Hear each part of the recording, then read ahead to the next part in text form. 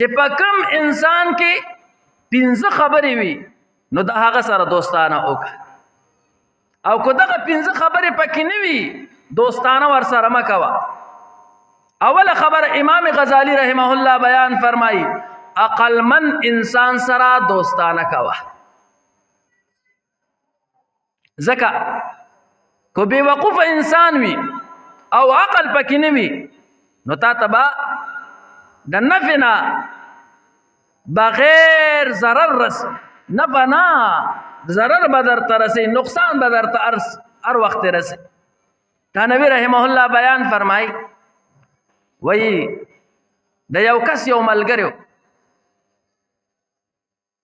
او هغه چا سره جنگ شروع شو نو دا ملګری راغی چې دوی ته چې زما د ملګری خو څوک وي نو دې زر ورغی او د خپل ملګری لاسونه ونیول.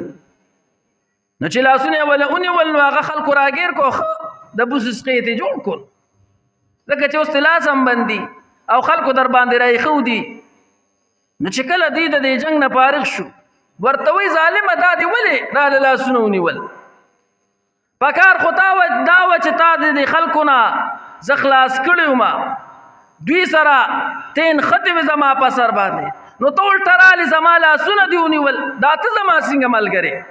ورته وی دا خو ما د دوستانې حق ادا کو. دا بل ورته وی څنګه دې د دوستانې حق ادا کو؟ وی ما د سادی بابا کتاب ګلستان کې لیدلی دی چې شعر مې د هغه اورېدلی دی چې دوست آن باشد که گیرد دست و دوست در پریشان حال و درماندگی. چې ما د سادی بابا شعر اورېدلی دی چې دوست هغه دی چې د ملګري لاس ونیسي، د دوست لاس ونیسي، کله په ده باندې تکلیف وي پریشانی پې راشي نو دی ورله لاس ونیسي. نو زه رالم ستا لاسونه مې ونیول، دا خو ما په شعر باندې عمل وکړو، د دوستۍ حق مې ادا کړو. اوس بې وقوفه احمق ده ته دا پته نه وه چې لاس نیولو نه څه مراد دی. نو بې وقوفه انسان به دوست نه جوړی، ځکه پښتانه وایي د کم عقل دوست نه هوښیار دشمن ښه دی. کار به درله چرته ګوري، چرته به درته نقصان رسوي.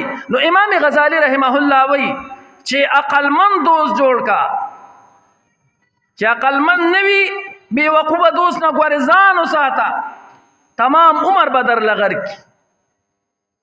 او دویمه خبره چې کوم انسان اخلاق ښایسته نه وي دغه انسان سره هم دوستانه مه کوه، ځکه بد اخلاق انسان سره ژوند نه تېرېږي. نو د ده نه به هم ځان ساتئ. بد اخلاقه انسان سره کور والا وخت نشي تېرولی، نو بیا به ورسره ملګرتیا په کومه خبره باندې راشي. او دریم نمبر باندې کم انسان چې فاسق دی، ګناهګار دی، یو ګناه نه پرېږدي او په ګناهونو کې مبتلا دی، امام غزالی رحمه الله وایي د ده نه هم ځان وساته. وایي ځکه چې دی الله پیدا کړی دی، الله په احسانات کړي دي، د هغه سره وفا نه کوي نو تی ملګری تا سره به څه وفا وکړي؟ د فاسق انسان د دوستانې نه ځان وساته.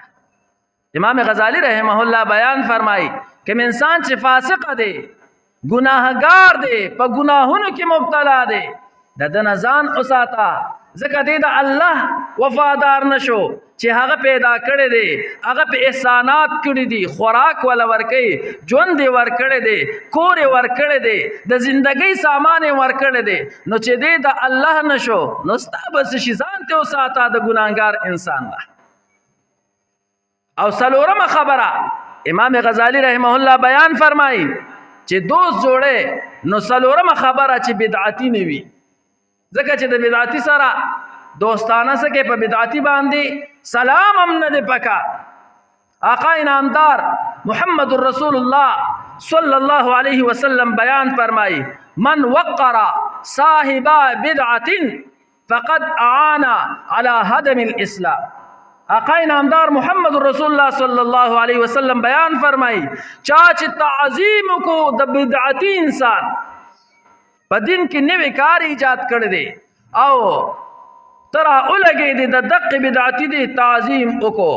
آقا انعامدار محمد رسول الله صلی الله علیه وسلم بیان فرمایي فقط اعانا نو د امداد وکړو تعاون وکړو علی هدم الاسلام د اسلام په نړېدو باندې. نو د بدعتي انسان سره به دوستانه نه کوي.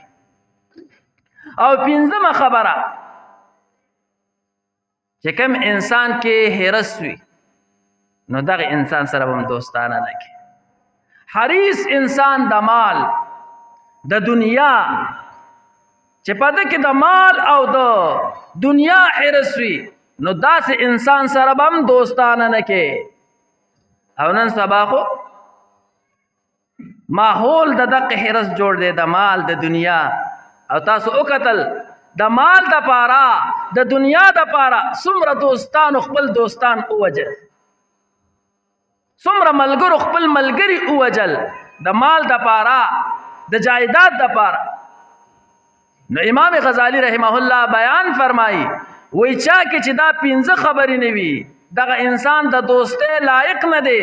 دوستی ور سره اونه کې تا ته به د دغه انسان دوستی نقصان ورسي. حضراتو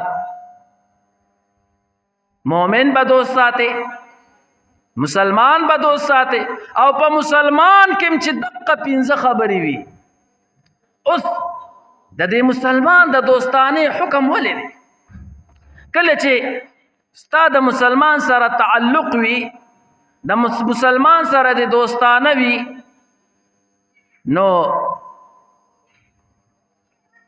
یو حدیث مبارک کې راځي چې ادا ارواح چې کوم دي جنود مجنده دا روحونه چې کوم دي دا لخرې وي په عالم ارواح کې چې کله منګه دا تمام انسانان الله رب ذوالجلال د حضرت آدم علیه السلام د شان د دې ذره په مقدار باندې نه په شکل کې شکل عمدق انسانیو په وادي نعمان کې منګه را بهر کړو تمام روحونه.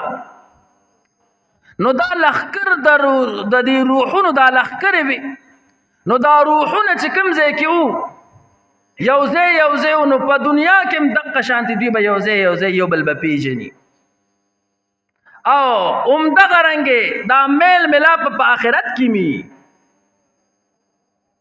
نو ګوره په دنیا کې د چا سره تعلق وساتو ستا روح چا سره خوشاله دی نو په آخرت کې به هم هغه سره.